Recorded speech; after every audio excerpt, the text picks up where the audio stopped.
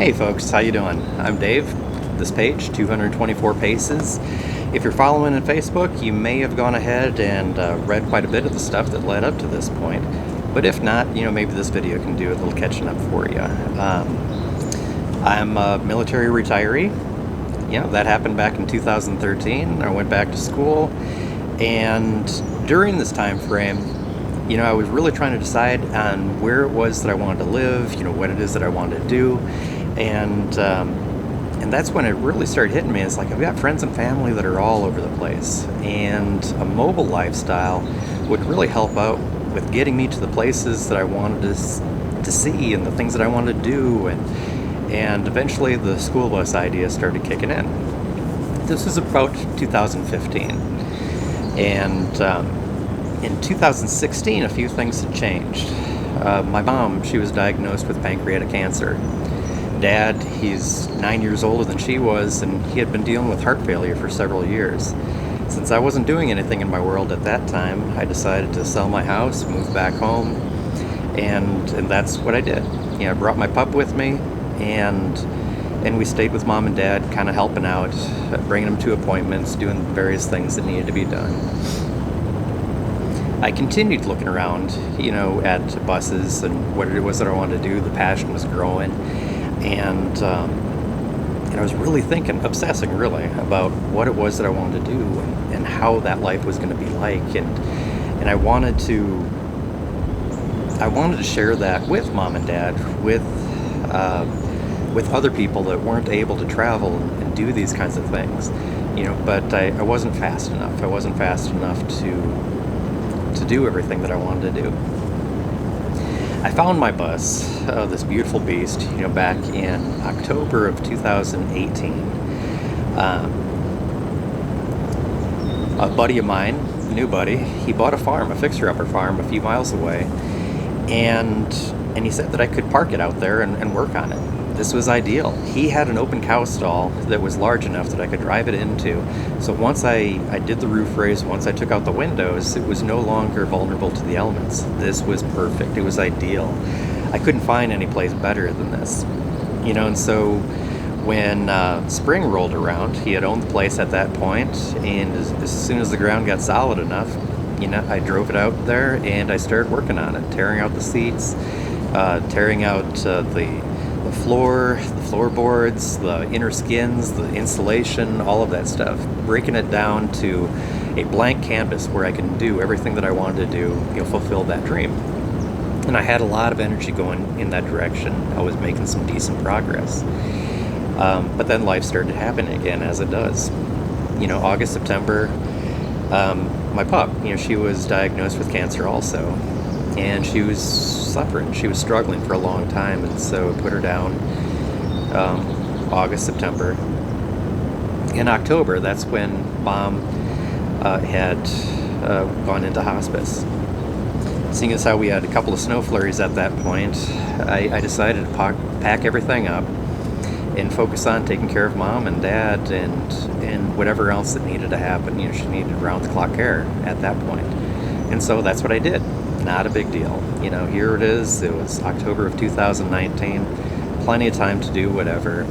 There's no reason to rush. I'm back to take care of Mom and Dad, and that's where my focus needs to be. She had passed away in October. And as you can imagine, Dad, he struggled.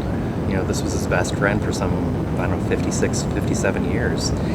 And so he was hurting. He was grieving. I was grieving. We had the winter that was going on, and in early 2020, that's when we started hearing about pandemic stuff, and it changed. It changed a lot of people. It changed everybody's lives. Let's be honest, and so a lot of stuff was happening once spring rolled around. Once it became time that I could start working on the bus, I just didn't feel it. We had the pandemic stuff that was happening. Dad's heart failure was getting worse, and he was struggling. He would wake up from naps and be terrified if he didn't see me, worried that what would happen if he would fall. He was on oxygen at that time and using a walker. And so I decided to pull back. And let's be honest, my heart just wasn't in working on the bus either. I didn't fully understand what was going on with me, but something was happening. I didn't have the oomph, the energy, the motivation to go out there. I was feeling guilty. That's when I reached out to the schoolie groups, Schoolie Nation and otherwise, and let them know what it was that I was going through. And this was kind of cool. This, support came out of the woodwork to let me know that I was probably grieving. I was probably struggling, that life happens, and what it was that I was going through wasn't that unique. Maybe I should just go ahead and treat myself with some empathy, with some compassion, and allow myself some time to just mourn mom's passing, mourn dad no longer being the young guy that could help me out with these kinds of projects. Take some time for myself. And so I did. I gave myself permission to give myself permission to just kind of slow down and not put so much pressure on me. Dad, he went into hospice in July and passed away shortly after that. So in theory, I could go back to work on the bus, last summer, a year ago summer. But, there was just something going on at that time.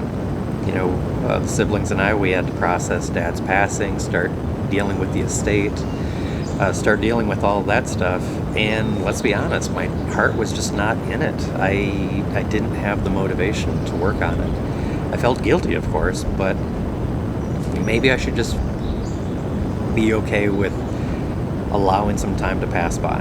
I'm in a competition with nobody but myself, so why not? So I allowed 2020 to move on by. Summer, fall, all the difficult stuff that was going on with the pandemic and politics and whatever else. Just let it go, and start anew, the following year. So here we are, 2021. And the theory was that seeing as how my buddy Cameron had a fifth wheel over at the farm, I could move out there. And anytime that I opened my eyes, the bus would be there, and so the motivation would be there to work on it. I didn't have any impulse to come out here necessarily. We would have periods where it was super cold, we had a lot of rain, conditions weren't ideal, and so I gave myself permission to take a day off, take another day off, take a week off, take my time. Meanwhile, we got electricity out to the back building, where we could plug in the fifth wheel and get some heat out there. So I wouldn't be too miserable. But I still drug my feet. Siblings and I, we put the house on the market, sold right away, and as of July 2021, I became homeless, plus or minus. I had the fifth wheel to move into, I had other options, but no longer could I stay over at Mom and Dad's house. And so that's where I am. I moved out here, been living out here for over a month now, a month and a half, plus minus, took a couple of vacations to see some friends, and continue to drag my feet. Didn't have the oomph, didn't have the motivation, and something else happened too. I lost a lot of confidence. I've got a lot of tools. I know how to use them. I know how to use them competently, but I had lost the confidence to do this stuff on my own. And again, days and weeks ticked by. The plan was that I was going to have this thing up and running, out of here, so that when winter of 2021 rolled around, I wouldn't be here. I could be someplace else. And, well,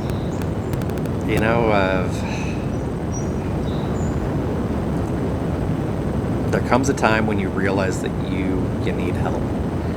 I have a tough time asking for help, and so I figured that I should probably go ahead and reach outside of myself and see what else I can do. That's when I contacted an old schoolmate, a guy that I knew from my school who graduated 4 years ahead of me, Randy. Reached out to him, and it turns out that he's excited. He wants to do this stuff. He's been wanting to do schooly stuff for as long as I have, if not longer. And he said that sure, he could go ahead and start me off on some of the projects that I need that extra confidence. He could help me out on the stuff that's too hard for one person to go ahead and do. He can do that for me. And to save money, something that he told me else that I could do is that I could blog and blog about it. He wants to get his foot out there and foot in the door, as you will, and start doing these things for himself. Turns out that blogging is something that I've been wanting to do for a long time too, but I just didn't have the reason to do it, and he's now giving me the reason. And so here you are. Here I am, here you are. We're here together because Randy encouraged me to start doing this also. And, well, here we go. I'm now vlogging. Congratulate me, feel free to do that. I've been blogging a little bit more about it. Check out Facebook, 224 Paces has its own little website, and I've been writing about all the stuff that's been leading up to where we are today and where we're going to be tomorrow. What happens? It's anybody's guess. Got some ideas. This page is going to be a little bit unique. I'm going to talk about the inner struggles, the external struggles. We're also going to talk about how to do these things, and I'll give you the lessons learned that I've learned, throughout this process. Easier, harder ways to do things, tools that are must-haves. We're going to walk this journey together. So anyway, thanks for joining me. 224 Paces. Here we go. We're up and running. We're now a thing. See you in the future. Take care now.